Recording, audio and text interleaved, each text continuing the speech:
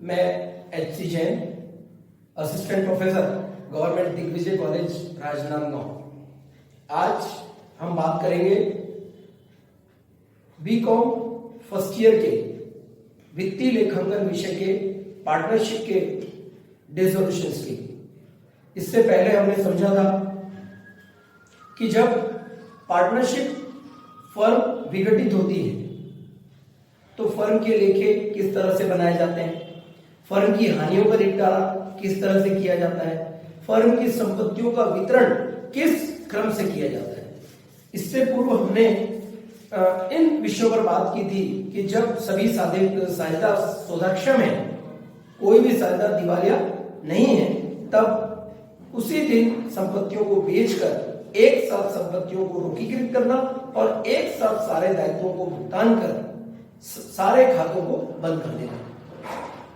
अगले क्रम में हमने समझा था जब संपत्तियों की वसूली एक साथ नहीं हो पाती है या संपत्तियां एक साथ नहीं बिक पाती है, तो जिन जिन भुगतान के क्रम में उनके किस्तों की राशि प्राप्त होती है, उसी तरह हम नियमानुसार पहले समापन व्ययों का, तत्पश्चात विघटन व्ययों का, इसके पश्चात साझेदार के पूंजी के अतिरिक्त दिए गए ऋणों का, और अंत में हम पूंजी वापस करते हैं, जिसमें हमने अधिकतम हानि विधि के प्रश्न को इसके पिछले व्याख्यान में समझा था। आज हम समझेंगे कि जब सभी साझेदार सौदाक्षम नहीं है, यानी उनमें से कोई एक साझेदार, दो साझेदार या तीन साझेदार जब दिवालिया हो जाते हैं, तब फर्म में क्या स्थिति बनती है और किन नियमों के अंतर्गत साझेदारी के विघटन खातों को पूर्ण किया जाए। जब फर्म में कोई साझेदार दिवालिया हो जाता है, तब दो तरह के नियमों के अंतर्गत साझेदारी के खातों को बंद किया जाता है। पहला है भारतीय साझेदारी अधिनियम 1932 और द्वितीय है गवर्नर बनाम मरे निर्णय। दोनों में क्या अंतर है, आज हम समझने का प्रयास करेंगे। जैसा कि हम जानते हैं, सर्वप्रथम हम सारी संपत्तियों को रोकीकृत करने के लिए रोकीकरण खाता तैयार करते हैं। रोकीकरण खाते से हमें ज्ञात होता है कि संपत्तियों को वसूली करने में लाभ हुआ या हानि हुई। यदि हानि होती है तो भी उसको वह साझेदार करते हैं, और यदि लाभ होता है तो भी आपस में साझेदारों में लाभ अनुपात में बांट दिया जाता है। तो सबसे पहला काम हमारा यह होता है कि हम रोकीकरण खाते बनाकर रोकीकरण खाते से फर्म में रोकीकरण होने के कारण लाभ या हानि को क्या करते हैं, और यह हानि हम सारे साझेदारों में उनके लाभ अनुपात में बांट देते हैं। भारतीय साझेदारी अधिनियम 1932 और गवर्नर बनाम मरे नियम में यहां पर कोई भी अंतर नहीं है, नो डिफरेंस। यानी रोकीकरण की हानि भारतीय साझेदारी अधिनियम 1932 और गवर्नर बनाम मरे नियम दोनों में साझेदारों के लाभ अनुपात के अनुसार से सभी साझेदारों में बांट दी जाती है। किंतु दूसरा महत्वपूर्ण अंतर आता है कि जो हानि रोकीकरण की साझेदारों को आरोपित की गई है, यदि सक्षम साझेदार है तो उससे फर्म में वापस कैश के रूप में मंगाया जाता है, लेकिन जो दिवालिया साझेदार है उससे इस तरह की राशि नहीं मंगाई जाती। यही इस नियम से भारतीय साझेदारी अधिनियम 1932 और गवर्नर बनाम मरे नियम दोनों का मुख्य अंतर यही है कि रोकीकरण की हानि सक्षम साझेदारों द्वारा फर्म में गवर्नर बनाम मरे नियम में वापस लाई जाती है, किंतु भारतीय साझेदारी अधिनियम में ऐसा नहीं किया जाता। अब यदि ऐसा करने से साझेदार दिवालिया हो गया, उससे उसकी व्यक्तिगत संपत्तियों से कभी पूरी राशि वसूल नहीं हो पाती है, तो जितनी राशि वसूल होती है, मान लीजिए 10,000 रुपए किसी साझेदार से लेना था, जिसमें 2,000 रुपए मात्र उसकी व्यक्तिगत संपत्तियों से वसूली हुई। ऐसी स्थिति में 8,000 रुपए की राशि वह है जिसे अब वह चुका नहीं सकेगा। उसके पास न इतनी संपत्ति है कि वह उससे उसका पूर्ति या उसका समायोजन कर सके। ऐसी स्थिति में जो बचे हुए 2 या 3 जितने भी शेष साझेदार हैं, उनके मध्य यह हानि वितरित की जाएगी, किंतु भारतीय साझेदारी अधिनियम में नियम है कि यह लाभालाभ अनुपात में बांटी जाती है, किंतु गवर्नर बनाम मरे नियम में यह स्पष्ट उल्लेख है कि ऐसी हानि को साझेदारों के बीच, वह भी सक्षम साझेदारों के बीच पूंजी अनुपात में वहन किया जाएगा। तो आइए हम एक क्वेश्चन के माध्यम से इसको समझने का प्रयास करते हैं। ये एक बैलेंस शीट आपके सामने है जिसमें ए, बी और सी 3 पार्टनर थे। लेनदार उनके 20,000 रुपए थे। सामान्य संचय के रूप में चिट्ठे में 15,000 रुपए उनकी राशि दर्शित हो रही थी। ए और बी की पूंजी क्रमशः 25,000 और 15,000 रुपए, इस तरह 40,000 रुपए दोनों साझेदारों की पूंजी फर्म में जमा थी। यदि हम संपत्ति पक्ष देखें तो रोकड़ फर्म के पास 6,000 रुपए थी, देनदार 20,000 रुपए थे, स्टॉक 20,000 रुपए था, मशीनरी के रूप में 20,000 रुपए की राशि पुष्ट मूल्य पर दर्शित हो रही थी और सी का पूंजी खाता 9,000 रुपए से ओवर ड्यू शो कर रहा था, यानी सी की पूंजी तो कुछ जमा थी नहीं बल्कि 9,000 रुपए वो फर्म से अतिरिक्त उठाकर ले गया। अब फर्म की वसूली की बात करते हैं तो सी यहां पर दिवालिया हो चुका है, यानी हम सी को इस तरह से गोला कर सकते हैं, संपत्तियों से व्यक्तिगत संपत्ति के रूप में 2,000 रुपए उनकी वसूली हो पाई। अन्य फर्म की जो संपत्तियां हैं उनकी वसूली किस तरह से हुई? देनदार 14,500 रुपए, स्टॉक 16,000 रुपए, मशीनरी से 14,000 रुपए, इस तरह कुल 44,500 रुपए की वसूली विभिन्न संपत्तियों को बेचने से हुई और समापन में 2,500 रुपए हुआ। सबसे पहले मैं आपको पहले भी बता चुका हूं कि 3 खाते महत्वपूर्ण रूप से साझेदारी के वितरण के संबंध में खोले जाते हैं। पहला खाता रोकीकरण, दूसरा खाता पूंजी खाता और तीसरा रोकड़ खाता, जो यह दर्शाता है कि आपने बराबर नियमानुसार विघटन की कार्रवाई की है या नहीं की है। यदि रोकड़ खाते का दोनों तरफ का डेबिट और क्रेडिट यदि शेष मिल जाता है तो प्रायः सामान्य रूप से हम मान लेते हैं कि हमने प्रश्न को नियमानुसार हल किया है। पूर्व में हम इसके प्रोसेस की बात कर रहे थे। सबसे पहले रोकीकरण की हानि ज्ञात करो, इसके लिए हमने सबसे पहले प्रोसेस बताया था शिफ्ट करो। बैलेंस शीट में जितनी भी मदें लेफ्ट साइड की है उनको राइट साइड शिफ्ट कीजिए और राइट साइड की मदों को लेफ्ट साइड शिफ्ट कीजिए। जैसे लेनदारों को हमने शिफ्ट किया रोकीकरण खाते के क्रेडिट पक्ष में, वहीं सामान्य संचय को हम ले गए साझेदारों के पूंजी खाते में। 5,000, 5,000 और 5,000 इस तरह 15,000 रुपए के सामान्य संचय को हमने तीनों साझेदारों में बराबर के अनुपात में बांट दिया, क्योंकि लाभालाभ अनुपात भी बराबर ही है। साझेदारों की पूंजी का शेष हम ले गए, ए की 25,000 रुपए और बी की 15,000 रुपए, किंतु सी 9,000 रुपए फर्म में उठाकर ले गया है, इसलिए प्रति पार्ष में इसकी एंट्री डेबिट में की गई।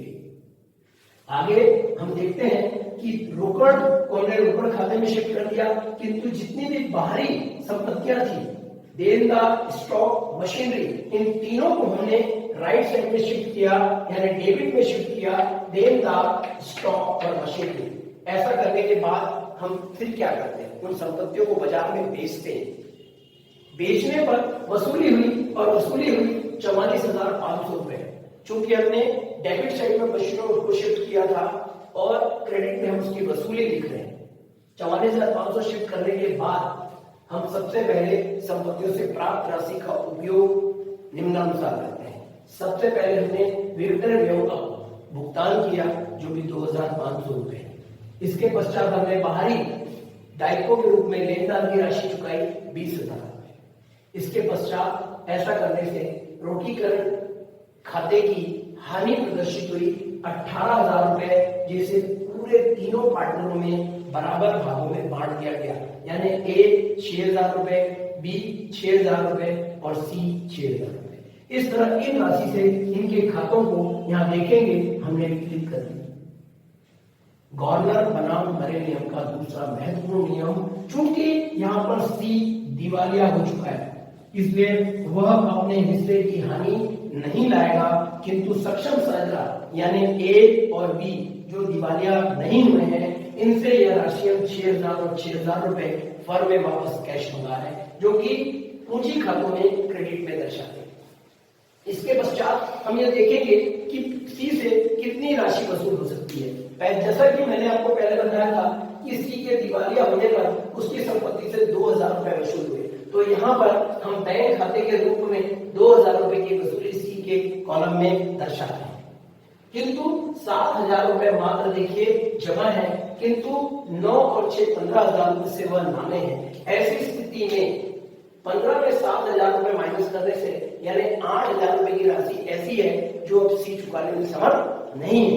ऐसी स्थिति में गवर्नर बनाम मरे नियम का तीसरा और महत्वपूर्ण नियम कि यह 8000 रुपए की हानि का भार ए और बी यानी सक्षम साझेदारों के द्वारा पूंजी अनुपात में उठाया जाएगा, यानी 25,000 और 15,000 में एक प्रकार से हम यह कहें कि अनुपात 5:3 के रेशियो में इस 8,000 रुपए को ए का पूंजी खाता वहन कर रहा है 4,800 रुपए से और बी वहन कर रहा है 3,200 रुपए से, और ऐसा वहन करने से इनकी पूंजी इनके खातों में कम कर दी जा रही है, जिसका मुख्य कारण है सी का पूंजी खाता 4,800 रुपए से ए की पूंजी कम कर दी गई और बी की पूंजी 3,200 रुपए से नामी कर दी गई।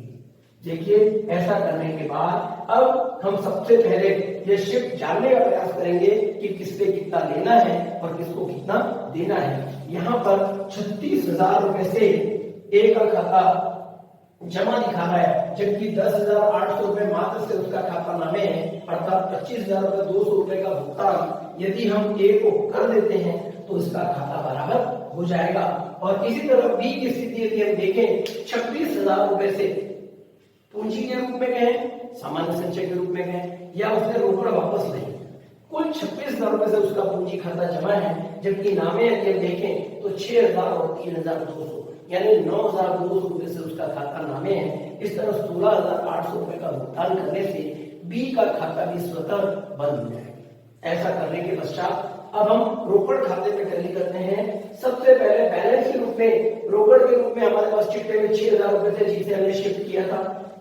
44,500 रुपए विभिन्न संपत्तियों से रोकीकृत हुए। ए की पूंजी और बी की पूंजी, ए और बी की पूंजी से रोकीकरण खाते की हानि का भाग नकद लाया गया, जिससे कि फर्म का कैश बढ़ा 6,000 और 6,000। इस तरह फर्म के पास कैश पोजीशन हो गई 64,500।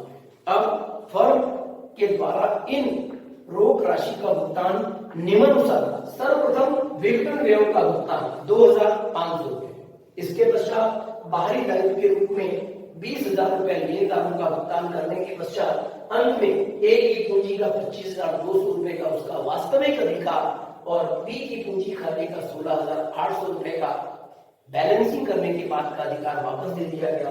और इस तरह 64,500 और 64,500 ये दोनों पक्षों का योग मिल गया, यानी फर्म की रोकड़ अब कुछ भी नहीं बची है, जिससे यह सिद्ध होता है कि यह प्रश्न हमने विधि अनुसार नियमों को ध्यान में रखकर गवर्नर बनाम मरे नियम के अनुसार बनाया है। अतः साथियों, गवर्नर बनाम मरे नियम की मुख्य बातें ध्यान में ले लीजिए। सबसे पहले आप बैलेंस शीट को शिफ्ट करो।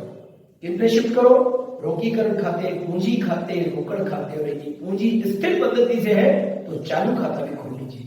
शिफ्टिंग करने के पश्चात प्राय करके सामान्य संचयों को पूंजी खाते में और विशिष्ट कोष और संचयों को हम रोकीकरण खाते में स्थानांतरित करते हैं।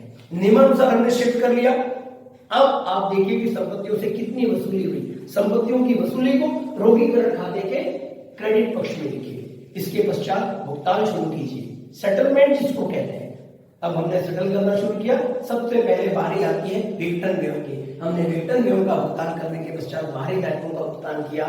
साझेदार के कोई ऋण थे नहीं, इसलिए उनकी पूंजी की वापसी का क्रम शुरू किया, किंतु पूंजी वापसी के क्रम में बेचारा साझेदार, बेचारा से आशय यहाँ पर दिवालिया साझेदार से, दिवालिया साझेदार जितने अंशों का भुगतान नहीं कर पा रहा है, साथ ही हाथ बढ़ाना साथ ही सक्षम साझेदारों के द्वारा इसकी पूंजी की कमी को अपनी पूंजी अनुपात में वहन करके इसकी पूंजी की कमी को पूरा किया जा रहा है। और इसके पश्चात सक्षम साझेदारों द्वारा जिसको जितना लेना है या देना है, क्योंकि वे साझेदार सक्षम है, यदि लेना है तो लेंगे और देना है तो देकर फर्म के खाते समाप्त किए जाते हैं, बंद कर दिए जाते हैं। और रोकड़ खाता खोलकर इस बात की पुष्टि कर लेते हैं कि हमने बराबर सही शिफ्टिंग एज पर रूल्स की है या नहीं की है, हमने सेटलमेंट प्रॉपर किया है या नहीं किया है, हमने संपत्तियों से प्राप्त राशि का भुगतान क्रम से किया है या नहीं किया। यदि हमने ऐसा किया है तो निश्चित मानिए